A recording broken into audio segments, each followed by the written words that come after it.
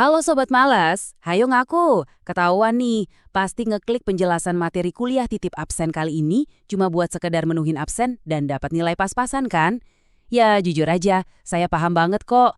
Tapi tenang, di sesi kali ini saya mau ngasih kalian sesuatu yang beda. Sesuatu yang ya bisa dibilang suntikan energi lah. Cuma butuh waktu 6-8 menit aja dari hidup kalian dan saya berani jamin kalian bakal melek. Oke, kita langsung masuk aja ya. Kita bedah materi pertemuan kedua ini soal gimana sih membangun jiwa dan karakter entrepreneur. Siap-siap, karena ini beneran bakal jadi alarm wake up call buat masa depan kalian. Biar cepat dan gak bertele-tele, ini dia menu silabus kilat kita hari ini. 1. Bangun dulu Sobat Males. 2. Kenapa negara butuh kalian? 3. Membangun jiwa entrepreneur sejati. 4. 10 karakter wirausaha sukses. Dan kelima, motivasi untuk terus berprestasi. Singkat, padat, dan pastinya nggak bikin ngantuk. Yuk, sikat menu pertama. Bagian pertama, bangun dulu Sobat Males. Gini ya, kalian tuh mungkin sekarang ngerasa nyaman banget rebahan. Nggak pusing mikirin besok mau kerja di mana atau gajinya berapa. Tapi, saya harus ngasih tahu realita pahit di luar zona nyaman kalian itu. Coba deh lihat grafik ini. Ini tuh bukan sekedar angka, ini alarm dari data riset Susenas. Dari total populasi Indonesia yang nyentuh 222 juta, kalian tahu nggak? Hampir 30 juta orang itu ada di bawah garis kemiskinan. Dan tingkat pengangguran tembus 10,8%. Gila kan? Persaingan di luar sana tuh beneran brutal Sobat Males. Kalau kalian cuma ngandelin ijazah doang tanpa punya skill atau nilai plus, wah kalian bisa dengan gampang banget terseret jadi salah satu dari angka pengangguran itu. Lanjut ke bagian 2. Terus kenapa negara butuh kalian?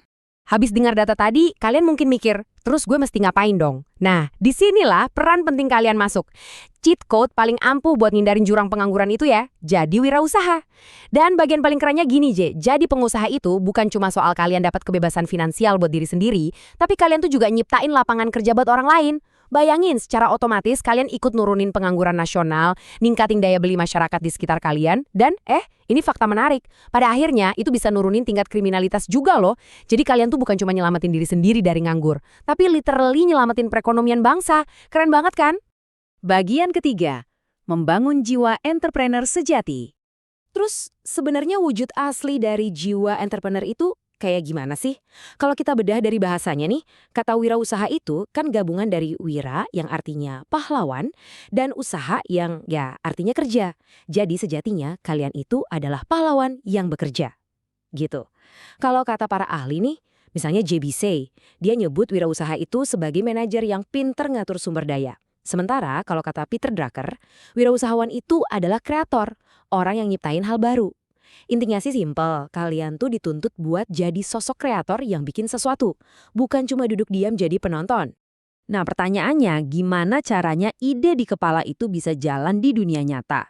Proses kewirausahaan menurut Bygraph ini menarik banget buat dipraktekin. Ada 3 fase utama. Pertama, inovasi. Ini proses pencarian dan seleksi ide. Ibaratnya kalian mikir keras pakai otak dulu nih. Kedua, implementasi. Ini fase eksekusinya. Kalian pakai tangan kalian buat produksi dan buka pasar yang ada. Terus yang ketiga, pertumburan. Di sini kalian pakai ilmu manajerial buat ngembangin bisnis biar makin gede.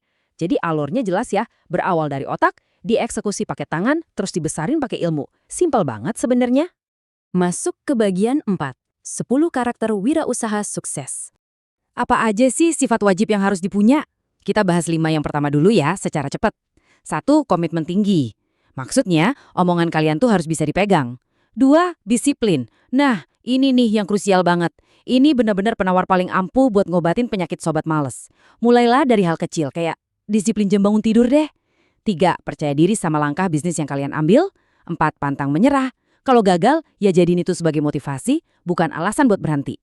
Dan 5. Kreativitas tanpa batas. Harus selalu punya ide-ide segar, biar pelanggan kalian gak gampang bosan. Lanjut ke 5 sifat berikutnya nih. 6. Jujur. Karena dari kejujuran itulah kepercayaan orang bakal muncul. 7. Berani mengambil resiko. Tapi ingat, resiko yang udah diperhitungkan ya, bukan asal nekat. 8. Kerja keras dan kerja cerdas. 9. Mampu bekerja sama alias teamwork. Dan ke-10, orientasi masa depan, yang artinya kalian tuh visioner. Oke, dari 10 poin ini saya mau kita bahas lebih dalam soal poin nomor 8. Karena, jujur aja, ini cocok banget buat karakter kalian. Poin yang ini pasti relevan banget dong buat kalian yang hobinya ya menghemat energi alias mager. Gini analoginya, kerja keras itu ibarat kalian mondar-mandir bawa ember buat ngangkut air dari sumur ke rumah. Wah, itu capeknya minta ampun. Tapi, beda ceritanya kalau kalian kombinasiin sama kerja cerdas. Di awal kalian emang harus mikir keras, memeras otak buat ngebangun sistem pipa yang nyambungin sumur itu langsung ke rumah. Tapi coba tebak, sekali sistemnya jadi, airnya bakal ngalir terus tanpa kalian harus capek bawa ember lagi. Jadi, wirausaha sukses itu bukan cuma soal seberapa kuat kalian ngebanting tulang, tapi seberapa pinter kalian ngebangun sistem yang efisien. Oke, kita sampai di bab terakhir nih. Kelima, motivasi untuk terus berprestasi. Tahu nggak, semua teori keren yang udah kita bahas tadi itu nggak bakal ada gunanya kalau mesin pendorong di dalam diri kalian tuh belum dinyalain. Terus gimana cara mancingnya? Kalau berdasarkan kajian Neliti, motivasi itu dipicu sama 2 faktor utama. Pertama, pemicu internal. Ini asalnya dari kompetensi diri dan hak milik atas usaha. Coba deh bayangin, kalau kalian punya bisnis punya sendiri, yang untungnya buat kalian sendiri, pasti otomatis bakal jauh lebih semangat kerjanya kan? Nah, yang kedua itu pemicu eksternal. Ini tuh kayak tekanan lingkungan atau ngelihat ada peluang pasar yang lagi bagus banget. Perpaduan antara dorongan dari dalam diri ditambah tekanan dari luar inilah yang bakal pelan-pelan ngubah kemalasan kalian jadi kemandirian bisnis.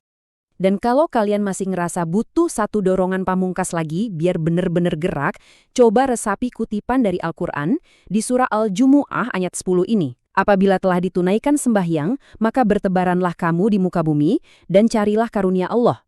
Ini tuh jadi bukti nyata bahwa berwirausaha, rajin nyari peluang, dan mau kerja keras itu adalah nilai-nilai yang sangat amat didukung. Jadi mencapai kemandirian dalam berbisnis itu bukan cuma soal ngejar duit aja, tapi tadi dasarnya itu adalah salah satu misi hidup yang mulia.